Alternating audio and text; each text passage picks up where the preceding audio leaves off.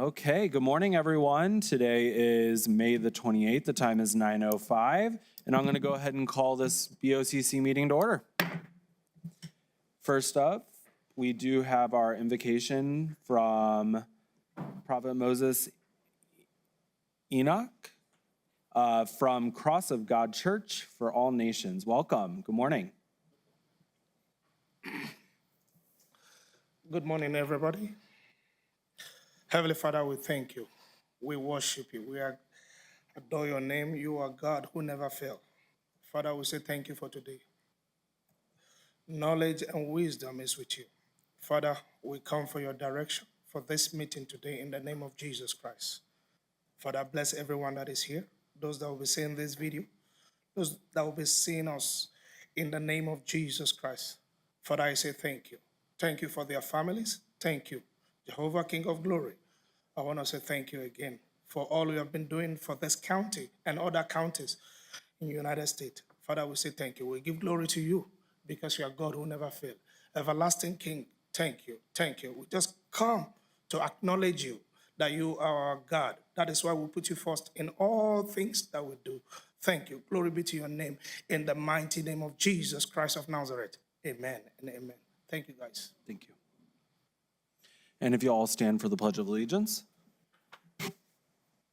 I pledge allegiance to the flag of the United States of America and to the republic for which it stands, one nation, under God, indivisible, with liberty and justice for all. Okay, and Brandy, if you will go ahead and roll call us for determination of quorum, please. Commissioner Reynolds, Here. Commissioner Chaparro, Commissioner Sanchez, Present. Vice Chair Murillo, Chair Shaljo Hernandez. Here. Okay, we do have quorum, and the commission convenes as the Board of County Commissioners and the County Board of Finance in open session. Interim County Manager, Mr. Lopez, is there any changes to the agenda this morning? Mr. Chair, there are no changes to the agenda. Wonderful.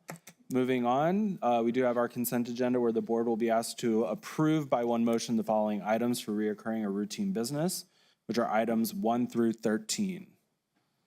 Do we have a motion? Mr. Chairman, I'll move approval. Second. We have a motion by Commissioner Sanchez and a second by Commissioner Reynolds. Is there any discussion on any of these items? Mr. Chair, I have a quick question about items 10 and 11 to collect together.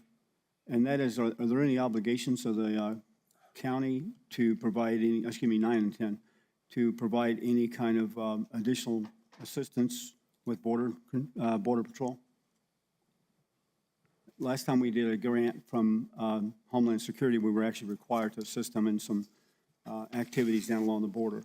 This funding we're getting for this doesn't seem to be that. Can anybody answer that question?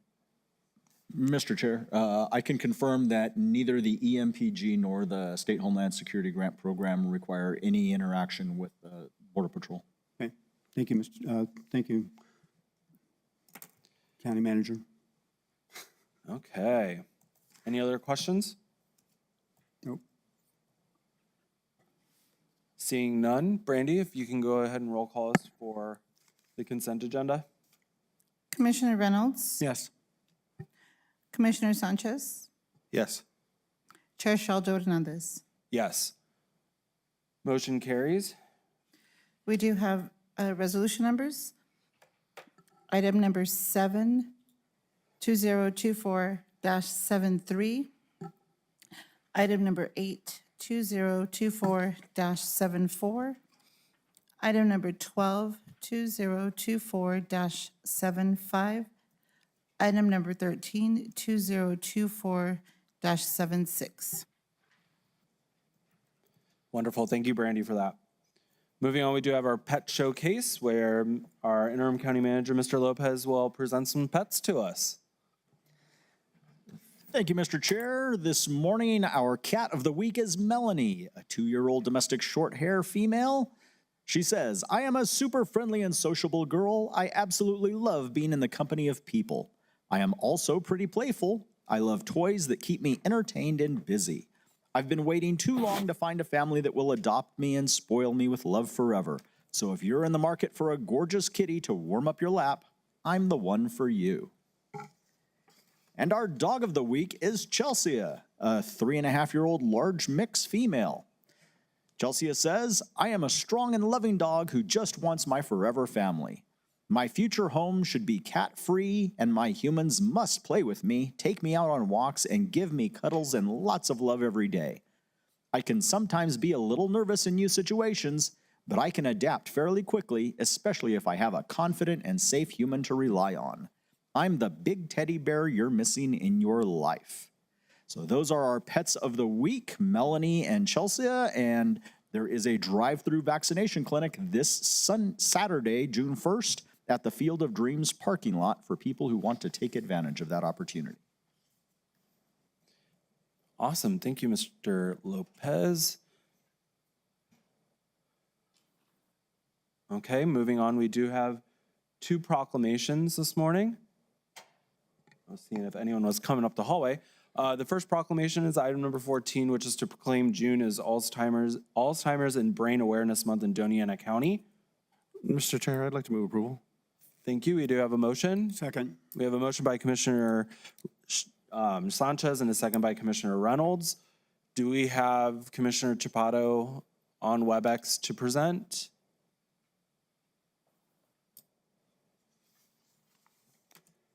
Mr. Chair, if we don't, I'd like to say a couple words. Yeah, of Can you read course. that? Wonderful. Thank you, Commissioner Reynolds. Thank you, Mr. Chair. I'm going to first read this document that we have here. Alzheimer's disease is an irreversible progressive brain disease that affects about 5.5 million Americans. It slowly destroys the brain function, which means memory loss, language difficulty, and poor working memory, flexible thinking, and self-control. It can also bring on behavioral and psychiatric disorders like depression and a decline in the ability to engage in daily life activities. In more than 90% of the people with dementia, symptoms do not appear until after age 60, and the incidence of disease increases with age. Its causes are not completely understood, but researchers believe they can include a combination of genetic, environmental, and lifestyle factors. Alzheimer's disease and other dementias are a major public health issue and will increasingly affect the health and well-being of the population because the number of only increasing. The Bureau of the Census estimates that the number of people age 65 and older will double to 88 million by 2050, and the prevalence of people with dementia doubles for every 5-year interval behind age 65. People with dementia and their caregivers experience significant emotional, physical, and financial stress. Unpaid caregivers do not identify themselves as such. However, the spouse, daughter, father, or friend helping a person whom they care about can be negatively affected emotionally and physically in their ability to work. Unpaid caregivers often report symptoms of depression and anxiety and have poor health outcomes than peers who do not provide such care. For those you know me, you know I've been on that train 4 times. And most recently, my wife 6 months ago.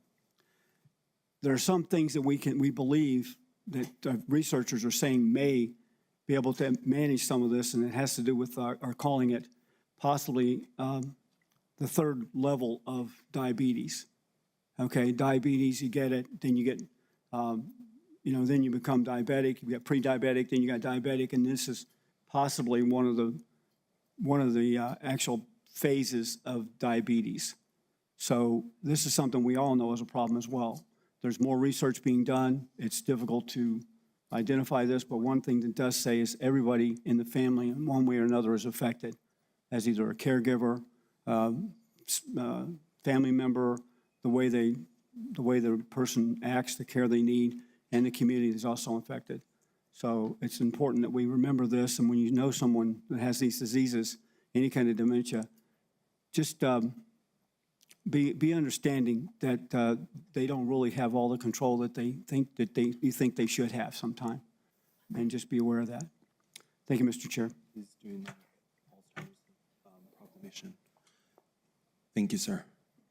And then this morning, I do know that we do have Penelope McLaren this morning, if you'd like to come up and say a few words for us.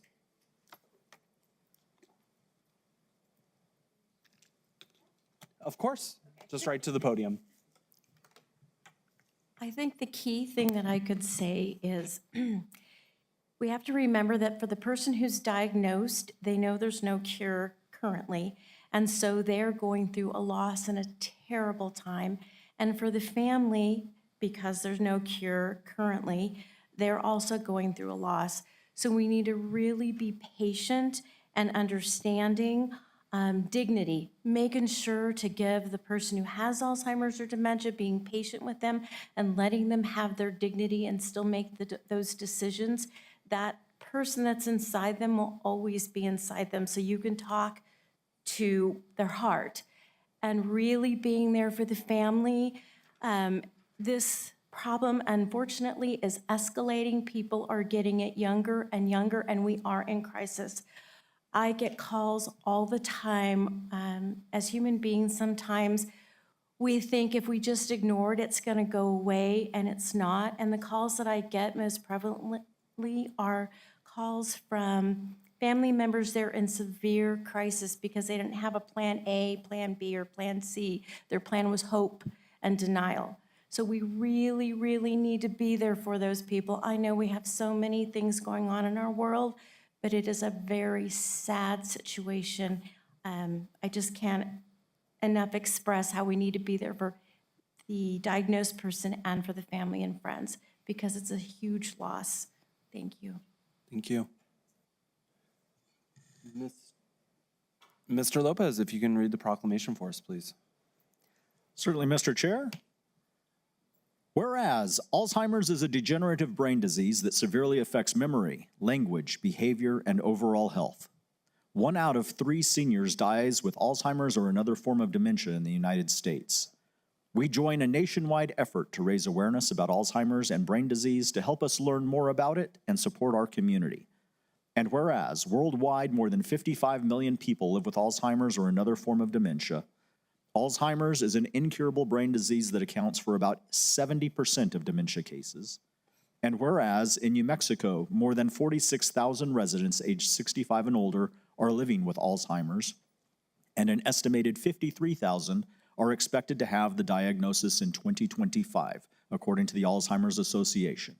And whereas Alzheimer's and other brain diseases affect more than the individual who is diagnosed, it impacts their friends, their family, and the community. Caretakers can experience a loss of time and income, along with the physical and emotional demands the disease creates. And whereas Alzheimer's disease and other dementias present financial impacts and other burdens to residents and our community. We support Aging and Long-Term Services Office of Alzheimer's and Dementia Care in its work to implement policies that strengthen the quality of care provided, help sustain independence for individuals with dementia, and support research to detect, prevent, manage, and support this vulnerable population more effectively. Now, therefore, the Doña County Board of Commissioners does hereby proclaim the month of June as Alzheimer's and Brain Awareness Month, proudly proclaimed this 28th day of May, 2024, a proclamation for the consideration of the board. Thank you, Mr. Lopez. Does any other board members have anything that they would like to say on this proclamation? Mr. Chairman, Commissioner Sanchez. thank you. Commissioner Reynolds, thank you so much for your words and sharing your thoughts and you know, again, I know it's having seen Alzheimer's affect those in my family, and not to a partner and a parent and everything you've gone through. I can only imagine what you've gone through and but I understand also what families have to go through. And so I'm thankful that this proclamation is being brought forward so that we can raise awareness of Alzheimer's, dementia, and other diseases. And I appreciated the words and understanding and compassion that we talk with the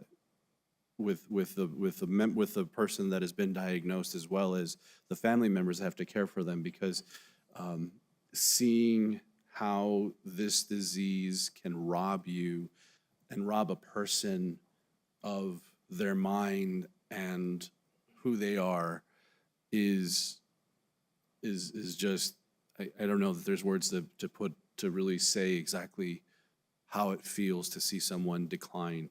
But I am grateful that we're bringing this forward, that we are hopefully continuing to raise awareness so that people that may show signs, you see a family member that shows signs, that they can get identified early enough and start receiving treatment and being the care that they need and try to extend that time that they have with their family member. So thank you, Mr. Chairman. Thank you all for having this resolution today, or proclamation, excuse me. Thank you. Any other comments? Yeah, go ahead. You know, I want to thank the lady that came up, because you hit the nail on the head. It's hard to maintain a sense of respect, trust, love, everything. It's like the identity of the person is lost in the confusion of the life they have to live. And they are always walking around, and I mean, while they're cognizant, for the moments they're cognizant, thinking, what are other people thinking of me? You know, and for them to be able to give them their dignity during this process and recognize that they're inside, they are fighting as hard as they can to continue to be the person they want to be and not the person they are. And I was blessed to get to spend almost 20 years with my mother with Alzheimer's. And my wife had Lewy bodies, which is different. And, you know, and the life expectancy of Lewy bodies is only 7 years. And the dementia is totally different. But through all of that, with her grandmother, her mother, my mother, and her, it all came down to dignity and respect and understanding that they were in there fighting as hard as they could to be the person they wanted to be, but weren't able to do it. And so you have to give them that space. You have to continue to love them and care for them every moment that you can while you have them. And it's a real blessing to be able to be there for somewhere like that and watch them go through the changes and still maintain their viability. So, yeah, it's a hard subject. Thank you. Thank you, Commissioner Reynolds. Okay, Brandy, if you'll roll call vote us, please. Commissioner Reynolds, Yes. Commissioner Sanchez, Yes. Chair Murillo, Yes. and Vice Chair Shaljo Hernandez. Yes. Motion carries. Thank you. If we want to go down, maybe Shannon, do you want to? Sure. Yeah? Corey has it. Do you want to come on up for a?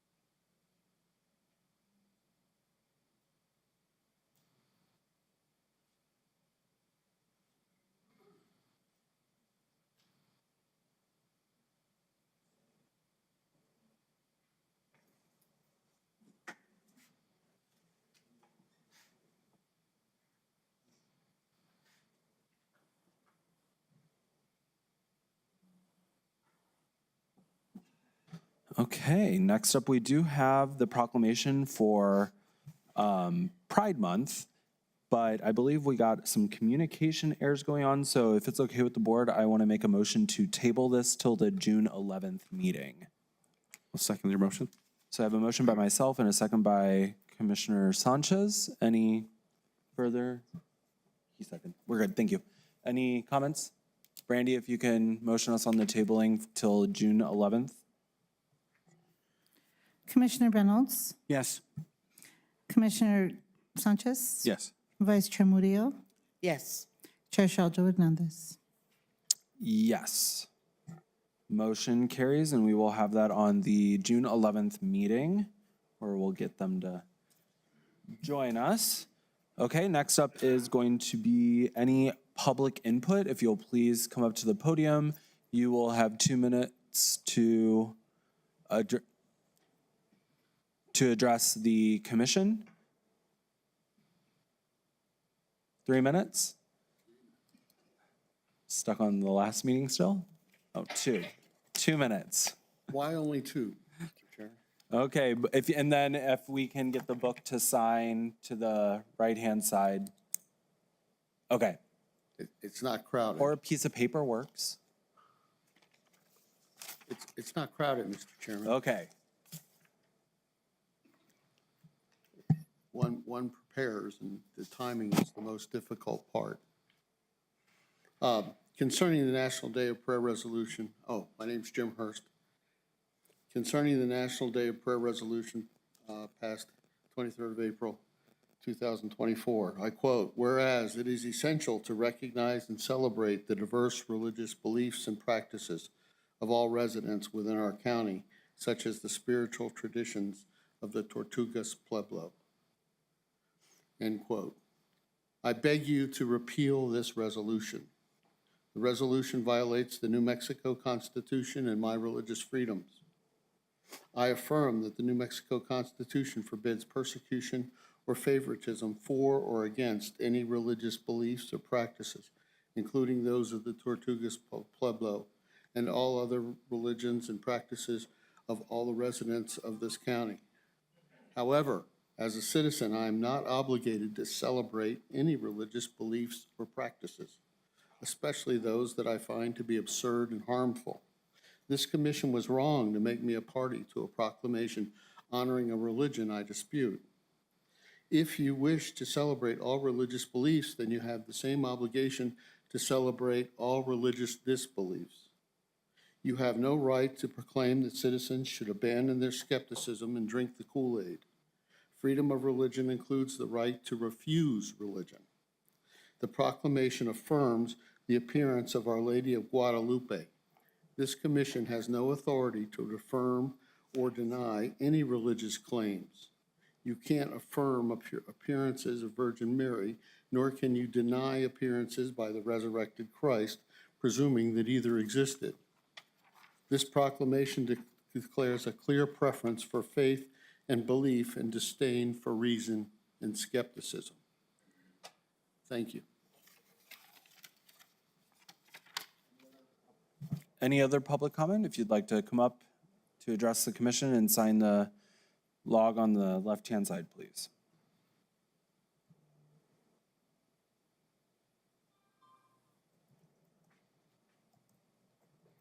Morning, Mark Veith, District 1. Last week, I was brought up what had happened on New Mexico State campus about the protesters, and I used the term animals, and so I would like to define that. Before I left active duty, we were given a briefing using videos of people in Palestine teaching their 5-year-old children how to use AK-47s to shoot Americans and to shoot Israelis. They teach them by putting the buttstock on the ground, put their foot on the charging handle. That would allow a 5-year-old to have the strength to charge an AK-47, and then they're not going to probably hit anything because it's a very heavy weapon, but it would allow them to shoot the weapon. I would further define animals as they burned some of the children, they cut a baby from its mother, killed it in front of her, killed her.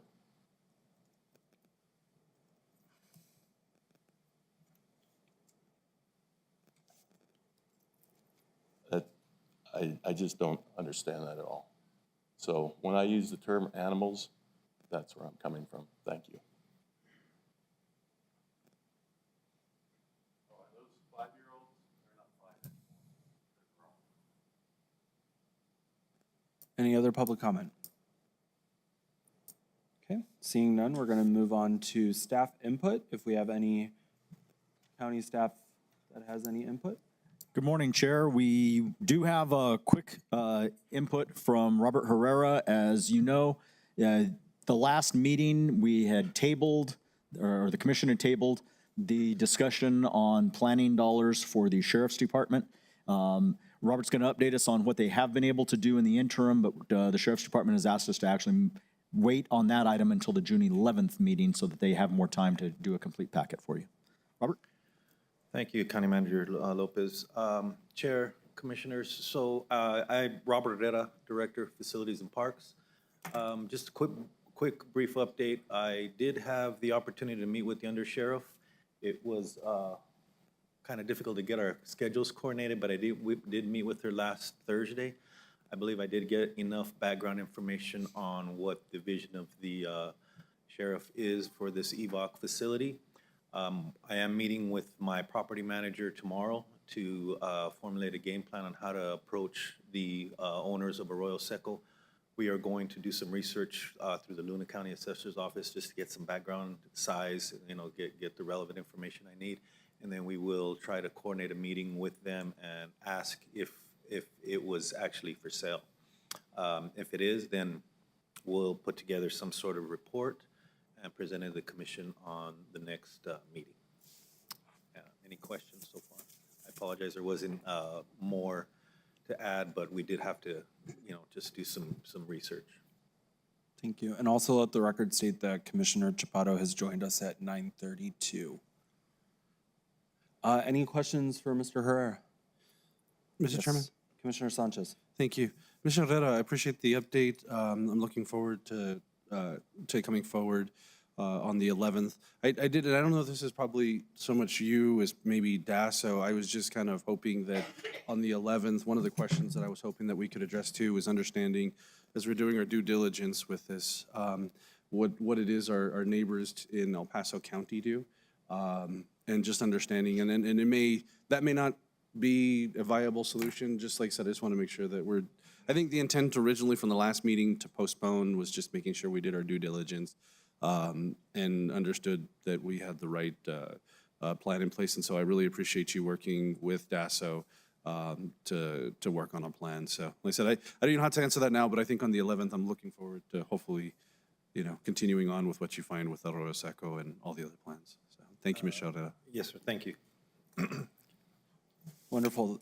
Any other staff comments this morning? No other staff input. Wonderful. Do we have any county elected official input? Oh, come on up. Good morning, Deputy Clerk Zamora. Good morning, Chair Shaljo Hernandez and other commissioners. How are you all? Stephen, you have a great radio voice. Just wanted to tell him that. I just wanted to go ahead and let everyone know about important dates regarding the primary election. June 1st is the last day of early voting. We have 9 locations open right now for expanded early voting, and those dates run through the May 18th through June 1st, Tuesday through Saturday from 11 to 7.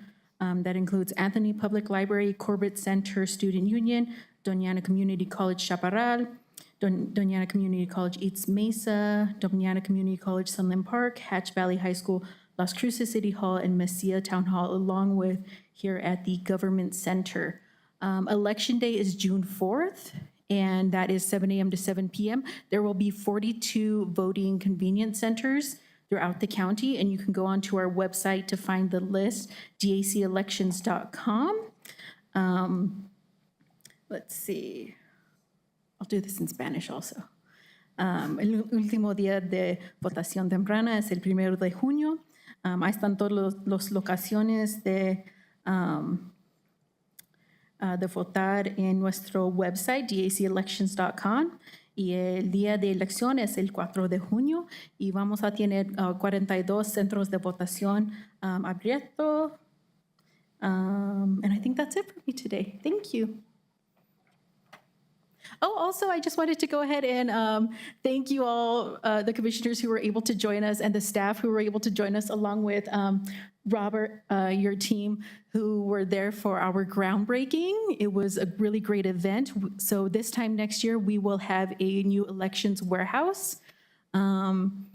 and I'm very excited. We've been working towards this, especially our clerk, Dr. Amanda Lopez-Askin, has been working towards this for many years, a few years now, and I just want to say thank you to you all for joining us and for all of your help. Thank you. Thank you, Chief Deputy Clerk. Any other elected official comments? Seeing none, do we have any commission input? I would like to say this might be the fastest commission meeting on the face of the earth. Any commission comments? Mr. Chair, is that a request for us not to have any comments? Is that what you were saying? I was just pointing out a It seemed very like you wanted to obvious accelerate the pace a little bit. aura of the meeting.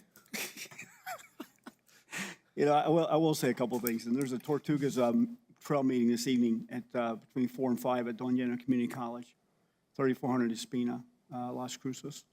I'll be attending that. There's also the Las Cruces Public Schools State of the District address tomorrow at 11 a.m. to 1 p.m. at 680 East University. I'll be attending that as well, along with Colquitt Water Company in Chaparral luncheon on Thursday at noon in Chaparral. I'll be there. And there's also another, the Chiricahua Apache Tribe one-year celebration is going to be 5:30 to 6:30 on Friday on Frontage Road in Deming. I'll also be attending that and some other things. So if anybody else is interested in any of those, let me know and I'll let you know where they are. Thank you. Wonderful, thank you. Any other commission comment? Oh, I forgot, there is one more, and that is the 250th anniversary of the Army birthday party on the 8th, which I'll be attending, and I just only forgot that but now I'm saying it because it's before our next meeting, in case anybody wants to attend that. Wonderful. Okay, and then we are moving the Pride proclamation to the following meeting, but I did want to put out some information for June Pride here in Las Cruces. We do have a bunch of people that are planning things, Southern New Mexico Pride, PFLAG, FYI Plus, La Vida Project, Friends of the Oregon Mountains. So Friday, May 31st, which is this week, we're doing a Pride hike with the Friends of the Oregon Mountains at Slot Canyon at 6 p.m. Friday, June 7th, we're doing a Pride movie with the City of Las Cruces Libraries and Rio Grande Theater, 6 p.m. at the Pride, or at Rio Grande. Doors open at 5:30. Friday, June 14th, we'll be doing Pride Produce pop-up and at Peace Lutheran Church. Free bags of produce open to all LGBTQ plus safe space, 10 a.m. to 1. Friday, June 21st is, we're doing a fishbowl event with FYI Plus and I think that's La Vida Project. Time and place to be announced. And then Saturday, June 29th, we're doing a family picnic with Doña County Communities United. We're doing it at the Preciado Park at NMSU at 9:30 a.m. with activities to follow. And then if you check out the PFLAG Facebook, Southern New Mexico Pride Facebook, and then FYI Plus social media, they'll be updating these events throughout the month of June. Yes, Shannon. Commissioner Reynolds. Thank you, Mr. Chair. I forgot to mention that I also attended the New Mexico Department of Transportation meeting for the connector road from Santa Teresa to El Paso and Sunland Park last Thursday. And they actually decided, based on all their calculations and everything, there was actually, I think, 6 options as to how the connector road was going to go.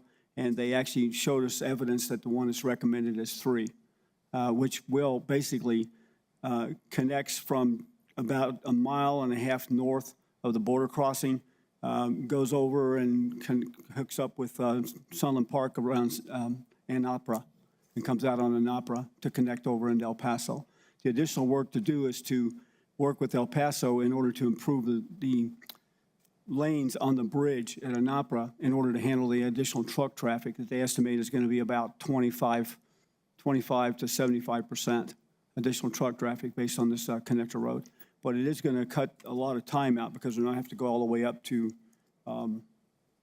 Trans Mountain, basically, and come back down. So it's going to save them a lot of time.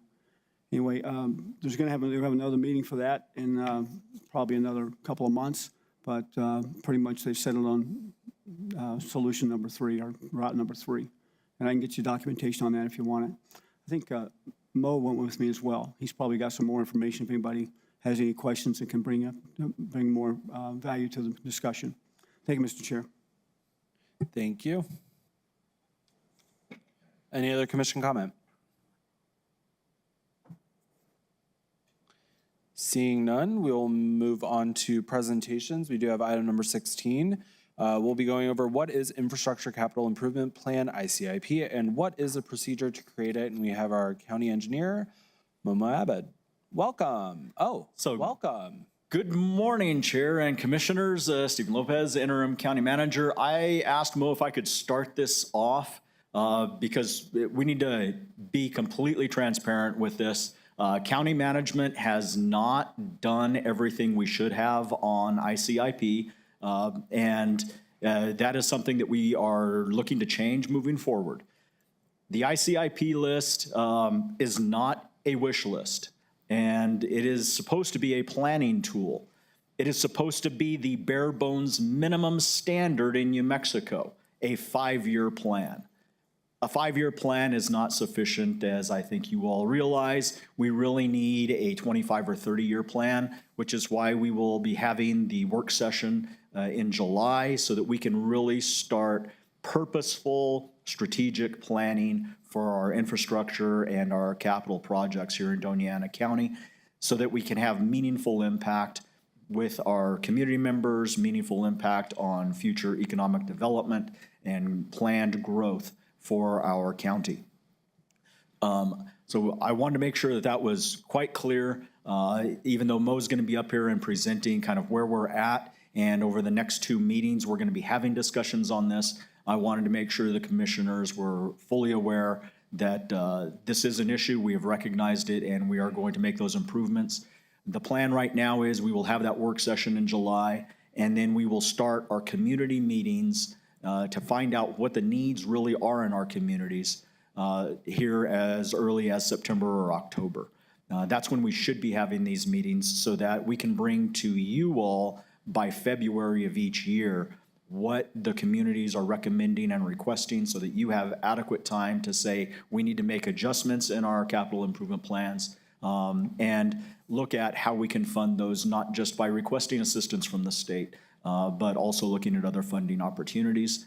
And with that, I do want to also let you know that we have had 2 projects where we've received direct feedback from the state and 1 general comment from the governor's office saying that we are not utilizing our other sources of revenue, including bonding capacity, adequately, and that they are going to be holding it against us on awarding future grants.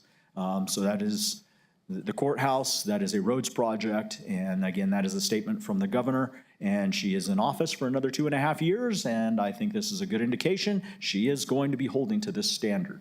So that is why it is really going to be important, starting with that work session in July, for us to take this seriously. So again, just want to emphasize this is a minimum standard that we're talking about. Mo has graciously led this effort, really having to jump in quickly here to get us caught up, because the deadline for having our ICIP list in this year is in just a few weeks.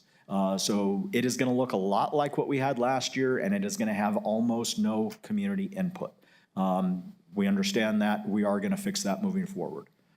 So with that, I'm going to turn it over to Mo to really get us into the details. Thank you. Thank you, Mr. Lopez. Good morning, Chair. Good morning, Commissioners.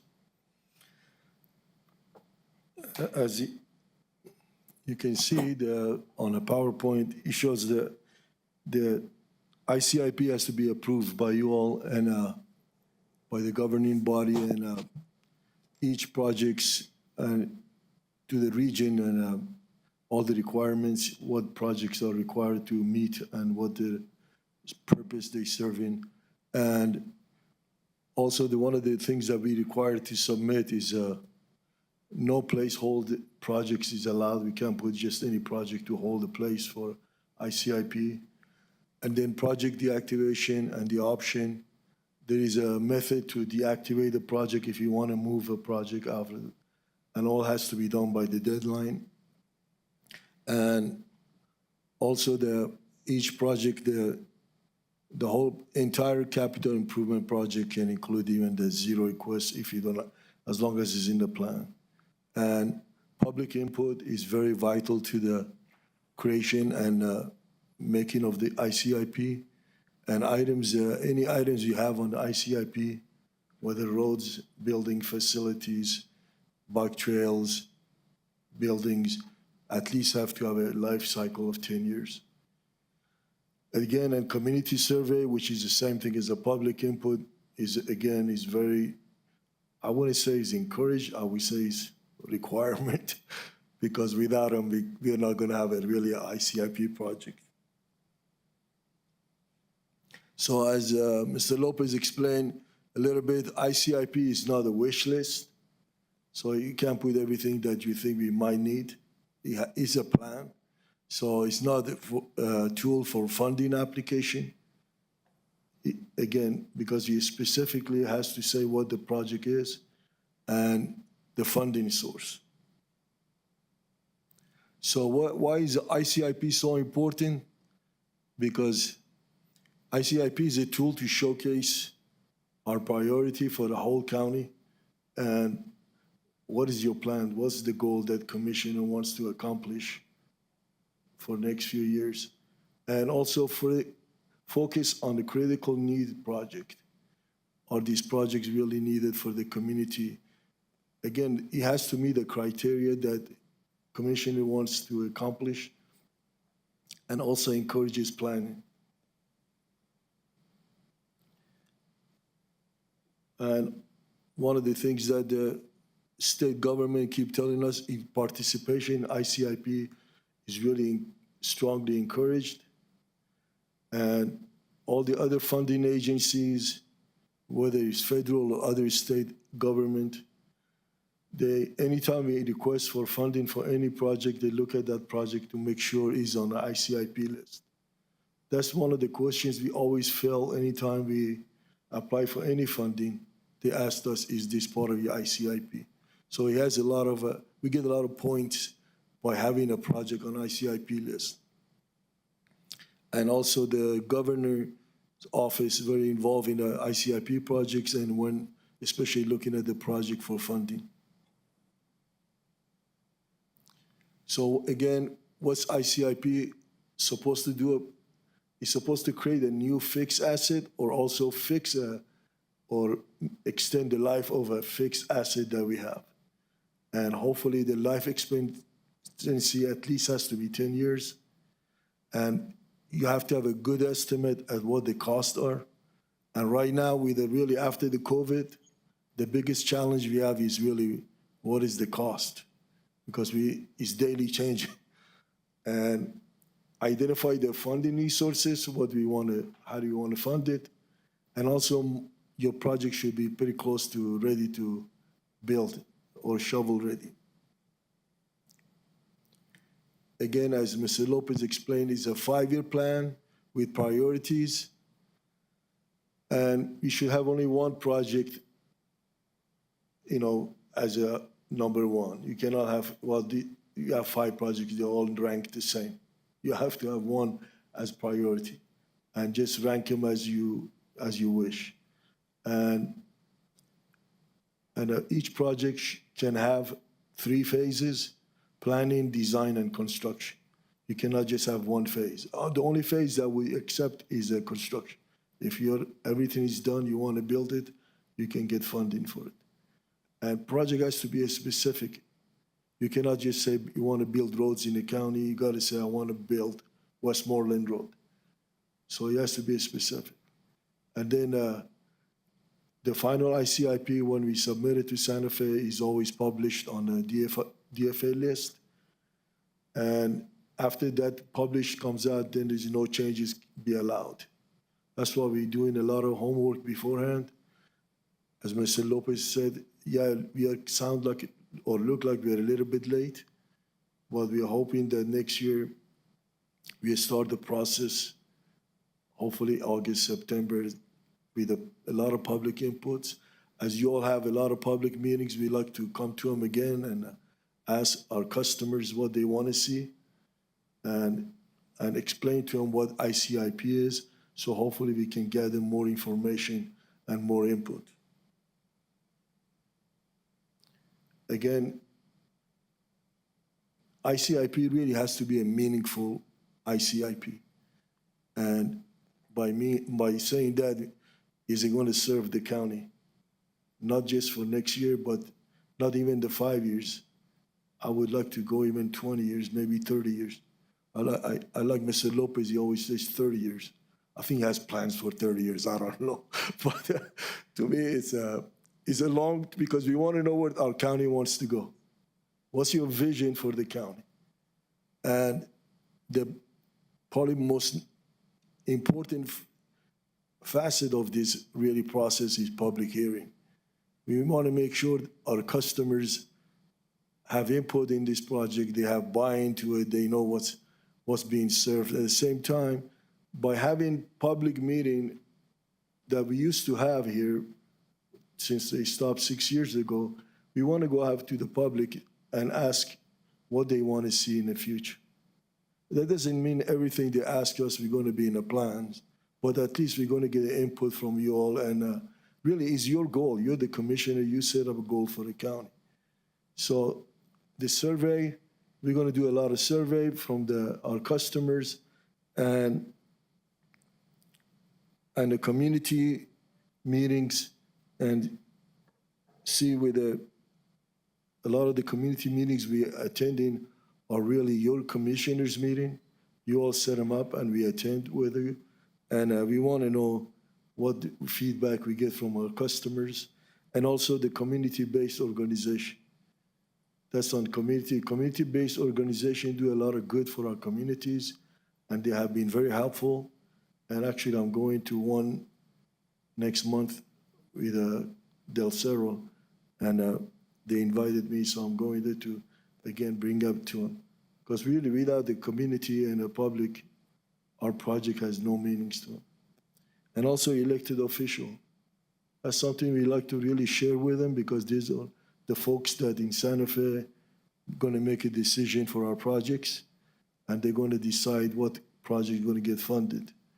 And if it's not serving our purpose, really, they're funding a project that very regional, maybe very local, not regional, and does not help us. So we got to make sure we get the information to them and hopefully share every information we can so they can make an educated decision for us. So these are some of the submissions of the deadline, which are one of the ones we're most interested in is the counties and municipalities. Our list has to be in Santa Fe by July 12th. So what we plan to do today was just a presentation, tell you what we're doing. And we have gathered all the projects from every department. And we're going to meet with every department this week and next week. And we get the list finalized and bring you the list for the 28th. For 11th next month. So you all can review it and tell us what you want to change, what you want to see, what you want to add. And after the 11th, we're going to come back to you again with a list that you gave us input on the 28th of June. And hopefully we can discuss that more in detail. And after the 28th, we're going to put everything that we got from you all together for the July 8th commission meeting, so you all can approve it, and I can send it to Santa Fe a couple of days later. And if you need more information, that website, it gives you everything you want, everything I talked about, all the details of how the program works, what you need to do, what is in ICIP, it's more in detail. I mean, it's a pretty big book. So if you want to read that, that gives you all the information. I'm open for any questions you all have, commissioners. Any questions from the commissioners? Madam Vice Chair? Yes. Thank you. Mo, thank you for this presentation. Thank you, Mr. Lopez. I think I'm excited for our work session in July. I appreciate the comments at the beginning, Mr. Lopez, in particular around an explanation of what our ICIP will look like this year, but change is coming, an understanding we want to change this process. My hope is that as we move forward into that work session, a couple of requests is, I think with our strategic plan, how we incorporate that in our ICIP list, because I think all these different points, I appreciate particularly the idea that it's not a wish list, the 3 phases we need to look at, and, what's the timeline? So I think hopefully we'll be able to bring in our strategic plan as part of that, as why we're working on prioritizing specific projects. The other one, and I hope, I don't know if this is the right word, but I was gonna say, I want this as a challenge to all, to you and to all of our department managers is, as you think about, as we move forward into July and into that work session, is how can we work together within your departments? Because something that, I think, as I look back to Mr. English back there, something in IT can affect our emergency services. Roads will ultimately affect other, other departments. So how do we, I guess, have those ideas of what projects we prioritize and work together? And so that way, I would love for this to definitely be a collaborative effort moving forward. Because I think if we start thinking outside the box, I think we can, with the minds and the experience that we have here in the county, we can accomplish some pretty amazing things. So I just want to put that out there. But again, thank you for this presentation. Thank you for the information. And like I said, I'm looking forward to July. Chair, Commissioner Sanchez, I agree with you 100%, and I failed to mention it. Everything that ICIP creates has to meet the strategic plan. That's number one thing we put on our presentation when we met with all the departments. Everything we do has to go meet the strategic plan of the county, because otherwise we are doing 2 different plans. I mean, we're going to every direction. So a strategic plan is very specific, and everything we do has to be in line with a strategic plan. And one of the things that we looked at it is from the public road to transportation line, transmission lines, and water pipelines to broadband. All these are included in elements of the really New Mexico infrastructure. And those are really the bones of the support, the economy of the New Mexico. And even though we are very pro-business, pro-growth, and we understand that technology and broadband has to be a biggest part of this infrastructure. Absolutely. Thank you, Mo. And I forgot one other point, Mr. Lopez, and I don't know if the commission is agreeable to it, but I know here at the end of June, we will have to, or at the beginning of July in the next fiscal year, we're going to have to look at having and renewing a contract or having a contract for a lobbyist. I didn't know if there might be an opportunity for us to be able to put out an RFP to see who might bid on it and who might be the best person or company to help us with this new ICIP process. Mr. Chair, Commissioner Sanchez, thank you for pointing that out. And we have been having some internal discussions about that. We are probably missing some opportunities at the state level as well as at the federal level. And we may be missing some opportunities locally as well. So some of the discussions we've been having on that is whether or not we might want to actually have a county employee who is filling that position on a full-time basis, because lobbying should be more than just 30 days. Great, thank you. Chair and Commissioner Sanchez, Jonathan Macias, Assistant County Manager over Operations. I wanted to add a couple of things to the good work that that Mo is kicking off here, and also the succession of the good work that Michelle Blackwell had helped us with to get us to this point. One of the things that we'll really need support with from the commission is intentionality and commitments to meeting at these work sessions. In the past, we have tried to set the times, and it has always not been easy to coordinate with everybody's schedule. I know that you have a lot of commitments where you meet ad hoc in the communities, but really we need to really break the mold to come back and try to have these cross-collaborative interactions. Or if you're not able to be there, if you could please send your proxy. Many of you do have your support staff, and we will rely heavily on that in order to make the ball move forward. We also want to be careful about pet projects versus vision and statement and long-term planning.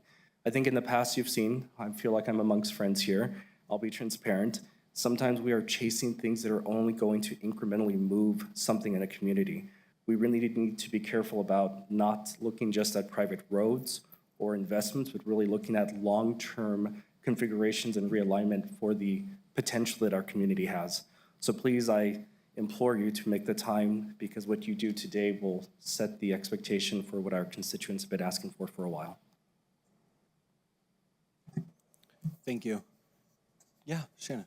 Mr. Chair, you know, I had a meeting in Chaparral this last month, earlier this month, and the citizens there were actually saying that we need to get something done in the community.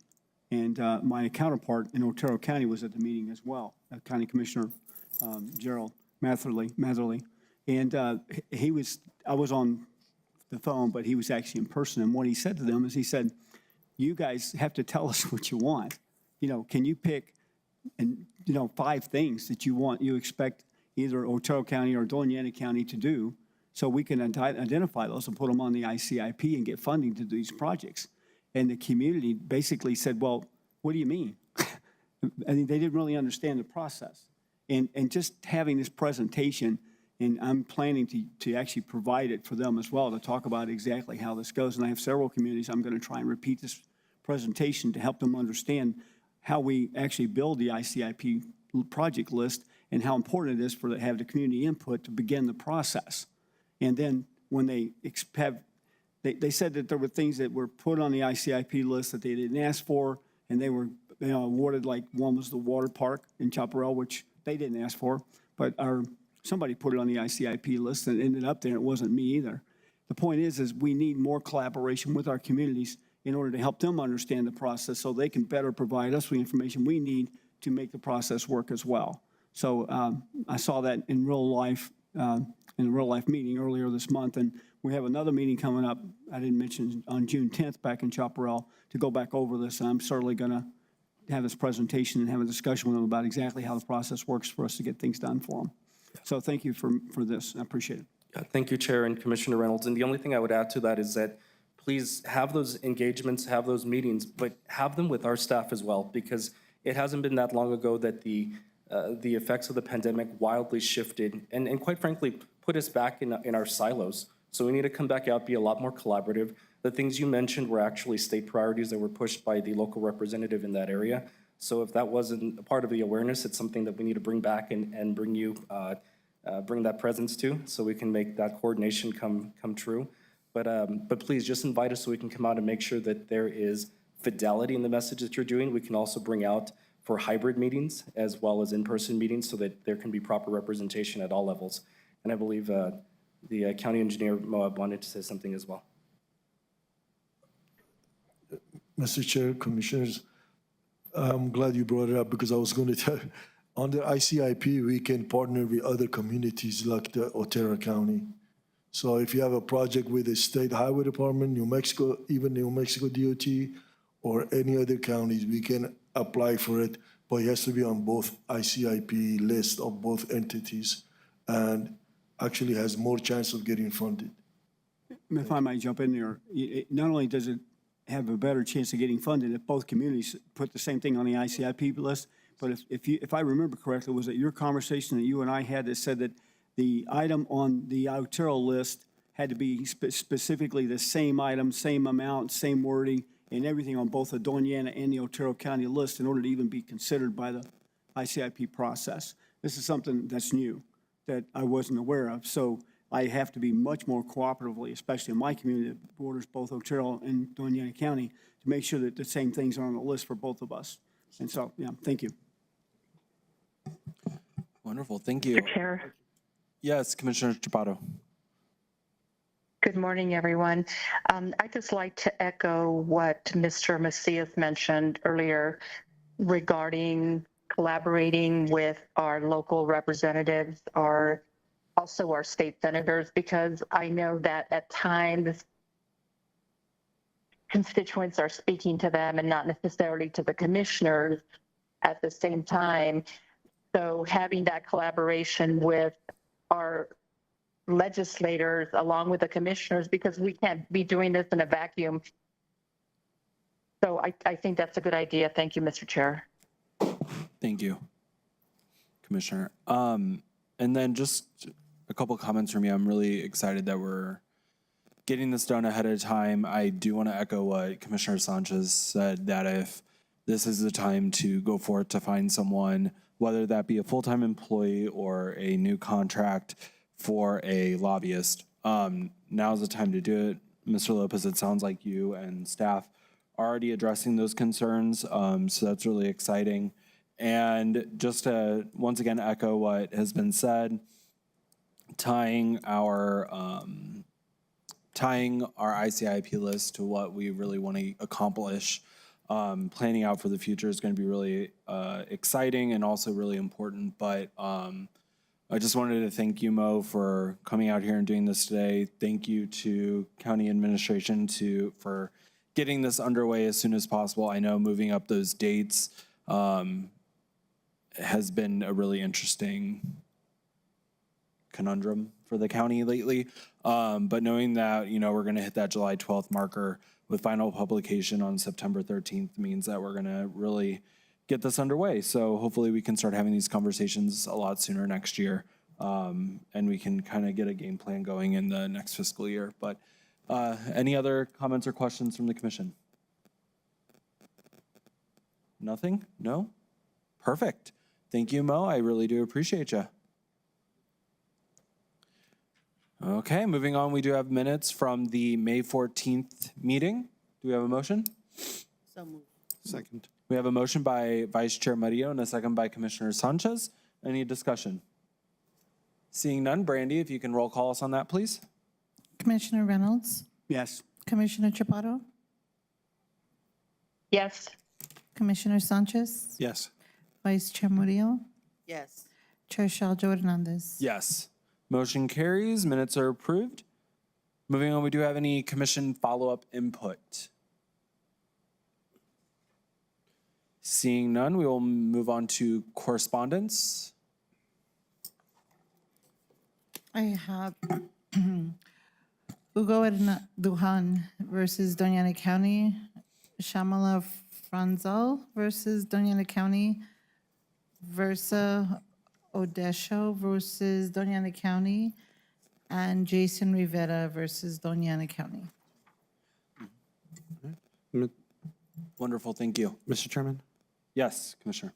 if there are no objections, I'd like to make a motion that we convene in closed session to discuss a limited personnel matter related to the limited personnel matters involving the hiring of a county manager and to discuss bargaining strategy preliminary to collective bargaining negotiations with the International Association of Firefighters, Locals 5037, American Federation of State, County, and Municipal Employees, Local 1529 for the Detention Center, Local 2709 for the Blue Collar Workforce, and Local 1879 Court Security, as authorized by the Open Meetings Act, Section 10-15-1, H2 and H5. Wonderful, thank you. We do have a motion to go into closed session. Second. We do have a second by Vice Chair Murillo. Any comments? Seeing none, Brandy? Commissioner Reynolds, Yes. Commissioner Chaparro, Yes. Commissioner Sanchez, Yes. Vice Chair Murillo, Yes. Chair Shaljo Hernandez. Yes, motion carries. We are in closed session. We'll be back later. Thank you.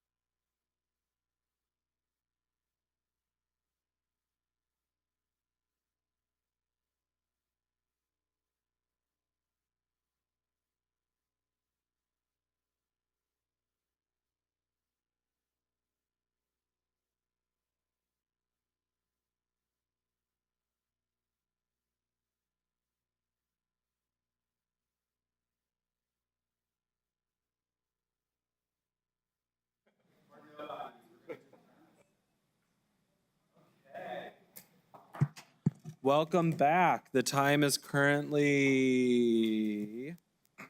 11:34. 1:35. Yes, you did. And we are back from closed session, commissioners.